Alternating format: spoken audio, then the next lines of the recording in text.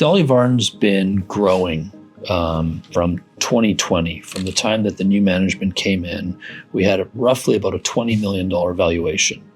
And when you're a small company, growing dramatically can be punitive, can be very dilutive. So all the things you see the company doing, all the growth, going from 7,000 hectares of ground to now 100,000 hectares of ground in some of the most prospective rocks in the southern part of the Golden Triangle, we've had to be very strategic when those acquisitions came in.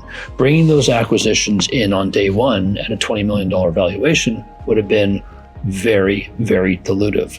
But now at a $300 million valuation, now that we have the liquidity of the New York Stock Exchange, the NYSE American, these have been wildly accretive, and they're really part of a journey that started with the Homestake acquisition, which was a very big deal for the company. It was a transformational acquisition. Now, why that was so accretive was because 2/3 of the mineral inventory was on the Homestake ground.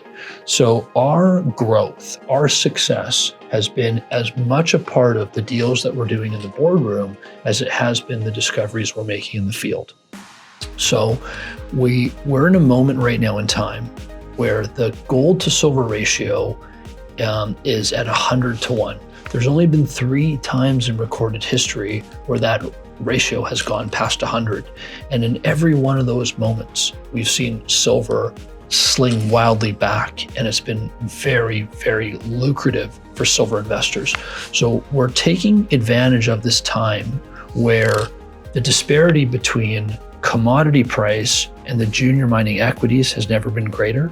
So the companies that we're acquiring from are not at their strongest positions, yet Dolly, on a relative basis, has currency. So we're using our shares, preserving our cash, we're growing. We've gone from 2 past producing mines that we have, and we've got very historic mines.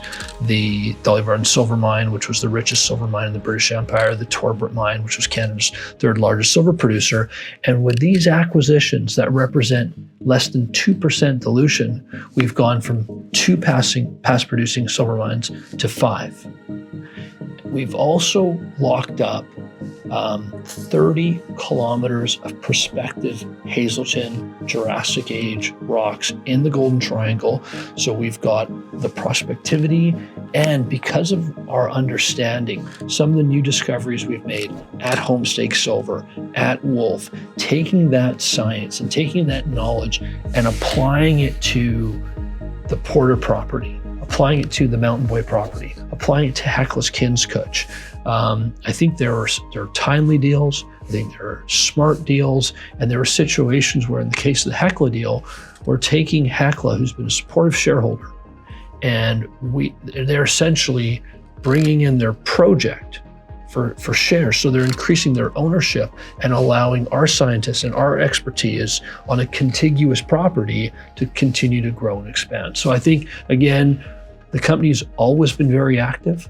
But now that we've got momentum, now that we've got 30 million in the bank, we just secured 4 rigs are in the field turning 24 hours a day. So the activity, the news will continue. And it's a very, very exciting time for not only Dolly Varden, not only the Golden Triangle, but with recent discoveries made in BC, in the Toodoggone, which is part of the Golden Horseshoe. This is going to be one of the most active summers of BC exploration ever.